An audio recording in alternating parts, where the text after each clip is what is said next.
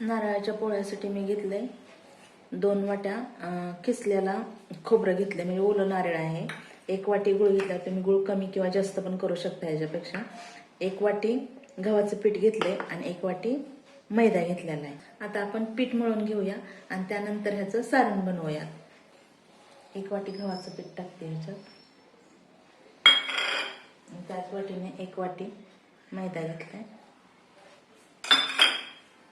त्यानंतर आपण 1 चमचा मीठ घालणार आहे याच्यामध्ये.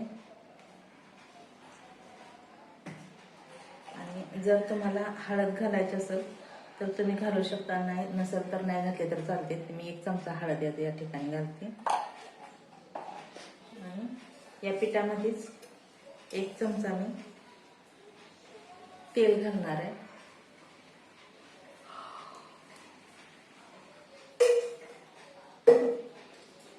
आता आपण काय करूया, हे पूर्णपणे एकत्र करूया.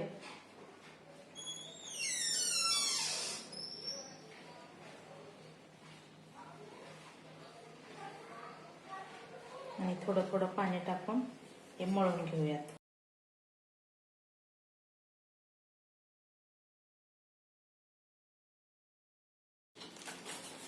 आपण हे अशा पद्धतीने पीठ मळून घेऊयात. हे बघा, खूप पातळ नाही मळायचं, खूप घट्ट पण नाही मळायचं. जर असं थोडंसं पाणी लावून लावून मळलं तर मग खूप चांगलं मळलं जातं. थोडं थोडं पाणी लावून मळायचं.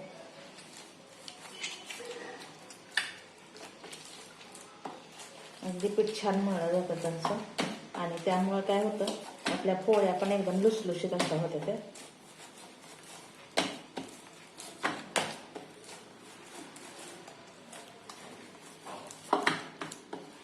आता काय करूया, त्यावरून थोडंसं तेल लावून एक 10 ते 15 मिनिटच आपण ठेवणार आहोत. मी त्याला तेल लावते थोडंसं वरून.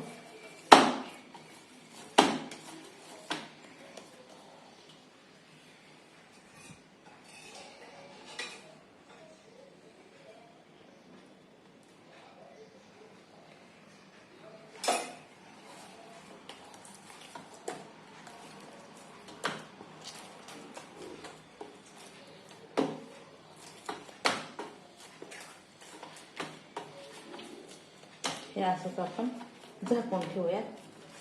10 ते 15 मिनिट आपण हे झाकून ठेवणार आहोत.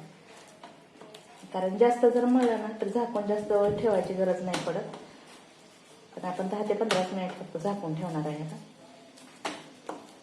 तोपर्यंत काय करूया, तर नारळाचं जे सारण आहे ते आपण पोळीसाठी लागणारं सारण आहे ते बनवून घेऊया. त्याला 10 ते 15 मिनिट असंच ठेवून घेऊया. गॅस चालू केलाय. मी ह्याच्यामध्ये किसलेलं खोबरं घालते, ओल्या नारळाचं. 2 वाट्या घातल्यात. त्याला आपण 1 वाटी बारीक चिरलेला गूळ घालते. तुम्हाला जर वाटत असेल तर गूळ वाढवू शकता तुम्ही. हे जे मिश्रण आहे ते एकजीव करायचं आहे आपल्याला. गुळामुळे हे पागळलं जातं पूर्णपणे.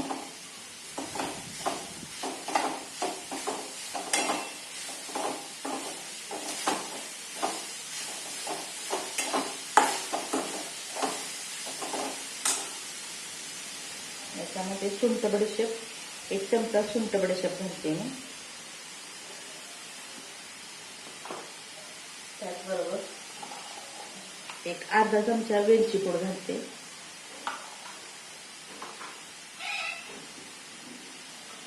आणि थोडंसं मीठ घालते ह्याच्यामध्ये. चिमूटभर मीठ घातलंय फक्त.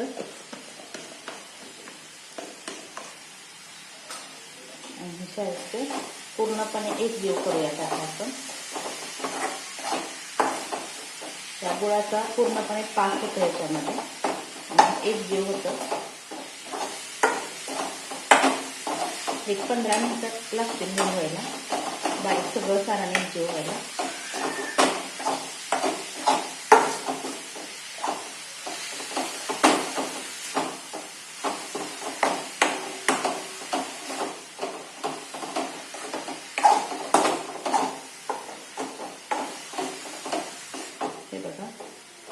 आता त्याच्या गूळ पूर्णपणे वितळला ह्याच्यामध्ये आणि ह्याच्यामध्येच आपण आता काय करणार आहोत तर मी एकदम फ्रेश साय घेतली काढून. तुम्ही दूध जरी टाकलं तरी चालतं पण सायने एकदम व्यवस्थित होतं. 1-1.5 चमचा मी साय घेतली ताजी साय एकदम आलेली लगेच आलेल्या दुधावरती गरम केल्या आलेल्या दुधावरती ते एकत्र करणार आहोत आपण ह्याच्यातच. त्यामुळे काय होतं एकदम मिश्रण भारी होतं हे.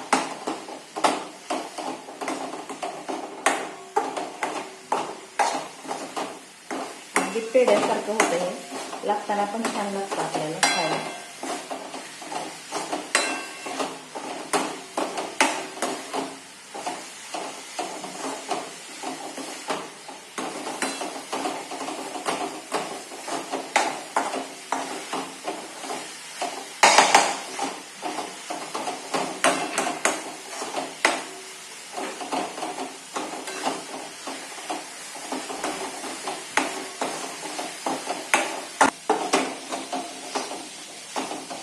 आपलं सारण तयार झालंय. हे बघा मी गॅस बंद करते. अगदी व्यवस्थित असं झालेलं. हे जरा थंड होऊ द्यायचं. अगदी व्यवस्थित बघा. हे बघा पूर्ण ह्याचा गोळा तयार होतो. अगदी हाताला पण नाही चिटकत नंतर. हे बघा म्हणजे आपलं सारण व्यवस्थित झालेलं. हे जरा थंड होऊ देऊया आणि आपण पोळ्याला नंतर करूया. हे बघा 15 मिनिट झालेत. हे बघा पीठ आपलं कसं झालंय. मी काढलं होतं ह्याच्यावरचं. हे बघा पीठ एकदम लुसलुशीत असं झालेलं आहे. आपण वरून फक्त त्याला थोडंसं तेलाचा हात देणार आहे आणि ह्याचे गोळे तयार करून घेणार आहोत.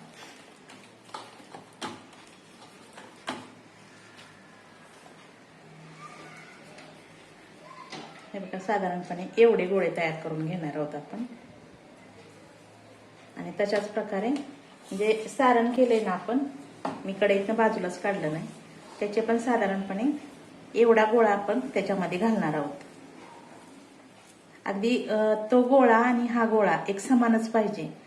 त्यामुळं एवढा गोळा आपण त्याच्यामध्ये घालणार आहोत. हे बघा हा आणि हा पोळीला ज्याप्रमाणे आपण करतो ना तसा फक्त हा असा गोळा तयार करणार आहोत आपण. वाटी तयार करणार आहोत त्या गोळ्याची. हे बघा अशा प्रकारे. आणि आतून त्याला पीठ लावून घेणार आहोत.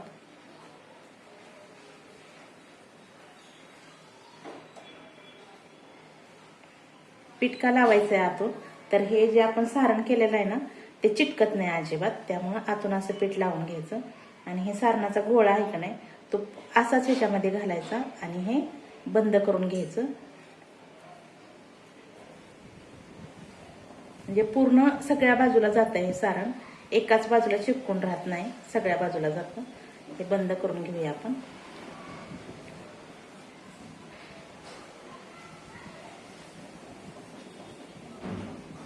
हे बघा अशा प्रकारे वरून राहिलेलं जे पीठ असतं ना हे वरती आलेलं हे आपण असंच चिटकवायचं ह्याला आणि पूर्ण असं दाबून घेऊया.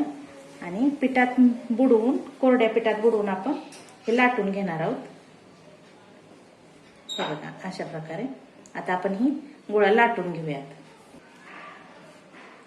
हे जोरात जरा लाटलं ना पहिल्या वेळेस का सारण सगळं शेवटपर्यंत जातं. हे पूर्ण शेवटपर्यंत जातं सारण.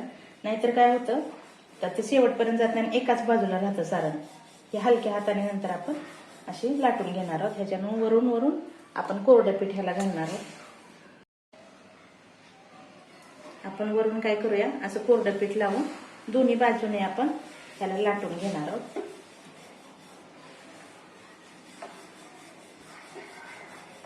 दोन्ही बाजूने लाटणार आहोत, ह्याही बाजूने आणि त्याही बाजूने.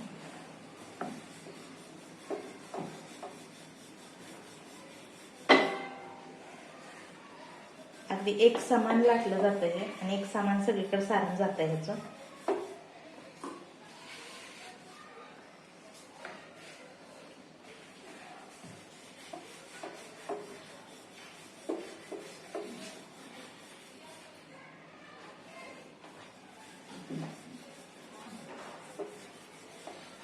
हे बघा एवढी पातळ आणि जास्त जाड पण नाही आणि पातळ पण नाही. हे बघा अशा प्रकारे, जास्त जाड नाही आणि पातळ नाही. आता आपण काय करूया, हे तव्यावरती घालूया. ह्याला आपण वरून इथं तेल लावून घेणार तव्यावर टाकताना. तुम्ही तूप असेल तर तूप पण लावून घ्या. मी ह्याला तेल लावून घेते थोडंसं.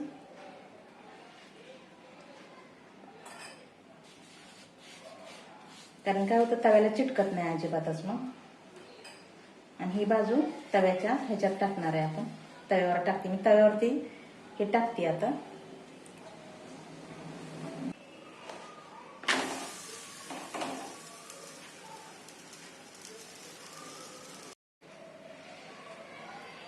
आपण हे उलटून घेऊया.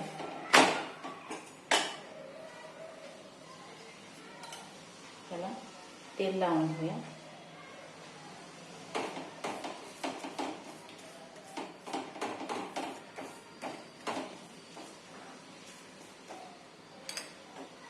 दुसऱ्या बाजूला पण तेल लावून घेऊया.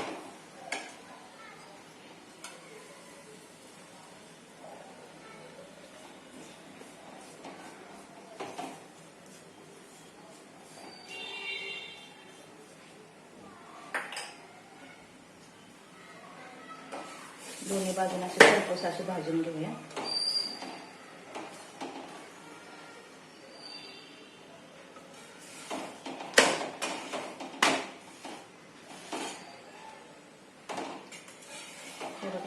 खूप छान भाजली आपली पोळी.